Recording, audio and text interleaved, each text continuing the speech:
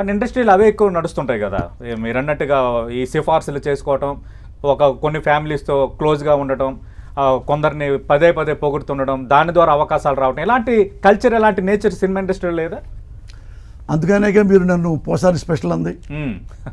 అందుకే అంది. నేను ఎవరున్నా ఒక పెద్ద లెజెండ్ ఎన్టీ రామారావు గారు కూడా చూశాను. ఎన్టీ రామారావు గారు ఉన్నా, నాగేశ్వరరావు గారు ఉన్నా, కృష్ణస్వామిబాబు గారు, చిరంజీవి, వీళ్ళందరూ అందరితో నేను ట్రావెల్ అయిన ఉండే కదా, వాళ్ళతో రాసిన ఉండే సినిమాలు.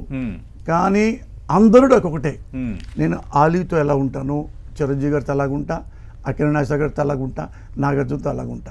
అంటే పెద్ద స్టార్ అని ఆయనకి చాలా అతి వినయంగా, చిన్నోడని దూరంగా అట్లా నా చేత కాదు సతీష్. తెలుసు అన్ని, కానీ నాకు చేత కాదు. స్థాయి హోదా చూడరు, మనిషినే మనిషిగా చూస్తారు. మంచోడా కాదా? ఎస్. ఓకే, నేను తప్పు చేస్తే ఎమ్మటే చెప్పేస్తా, ఐ డిడ్ మిస్టేక్, మొఖం మీదే నేను తప్పు చేశాను, ఇంకా తప్పు చేయను. ఓకే. ఇంకోడు అన్బేరబుల్గా మిస్టేక్ చేశాడు అనుకో, నేను మాట్లాడను అంతే. ఓకే, అంతే తప్ప ఈ సొసైటీ కదా, కలిసి ఉండాలి కదా అనే ఫీలింగ్ నాకు రాదు. లోపల ఒకటి బయట ఒకటి ఆ తత్వం లేదు. ఇక నా వల్ల కాదు అది. ఇంకెప్పుడైనా ఇంకేం బతుకుతాం. ఓకే, ఈనాళ్ళు శుభ్రంగా ఎలాగే ఉండి. అంటే ఇంటి వాళ్ళు ఎప్పుడైనా అన్నారా అలా కరెక్ట్ కాదు, నువ్వు బతకలేవు సమాజంలో, నువ్వు ఉన్నదున్నట్టుగా మాట్లాడితే సమస్యలు వస్తాయని ఎప్పుడు అనలేదా? ఎప్పుడల్లా నా వైఫ్ అందం. ఓకే, తను చదువుకుంది. అంతకుముందు కూడా అలాగే ఉండేవారు కృష్ణమురళి పెళ్లికి ముందు కూడా? 33 ఏళ్ల నుంచి మేము పెళ్లి చేసుకొని భార్యాభర్తలు మా కుటుంబం ఉంది. ఓకే, ఒక్కసారి కూడా నన్ను క్వశ్చన్ చేయలే నా వైఫ్. ఎలా ఉంటారేంటి, మనకెందుకు వాళ్ళతో, మనకెందుకు వీళ్ళతో అని ఎప్పుడు క్వశ్చన్ చేయదు. నేను సిన్సియర్గా ఉన్నంతకాలం నన్నేం అడగదు. ఓకే, నేనేమన్నా కొంచెం మిస్టేక్ చేస్తాను అనుకో, ఆమె హెచ్చరిస్తుంది నాకు. నా వైఫ్ తను బీఎస్సీ బిఎల్ చదివింది, తప్పుతుంది అది మనకు అన్నెసరీ కదా అంటది. ఆలోచించుకుంటే అన్నెసరీ అనుకో, అన్నెసరీ బా వద్దులే అంట.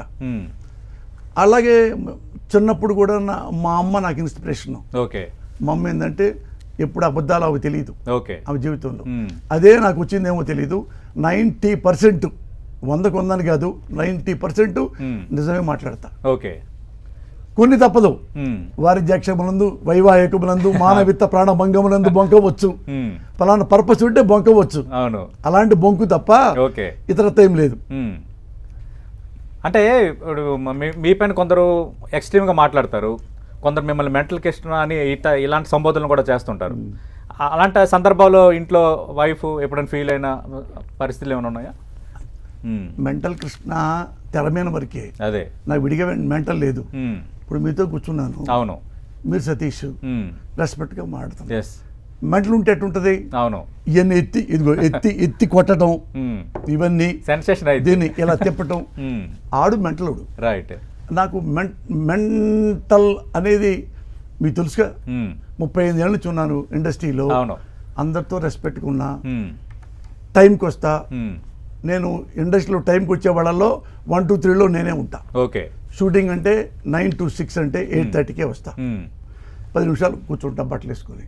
6, 6:15, 6, 6:30కి ఇంటికి వెళ్ళిపోతా. అదంతా నా ఫ్యామిలీ లైఫ్. ఓకే, సాయంత్రం తర్వాత ఎప్పుడు నేను లేటుకు రాను. రైటర్గా ఉన్నప్పుడైనా కానీ, డైరెక్టర్గా ఉన్నప్పుడు కానీ టైంకి వస్తా, టైంకి వెళ్తా. సమయపాలన పర్ఫెక్ట్ అంటారు. 100%.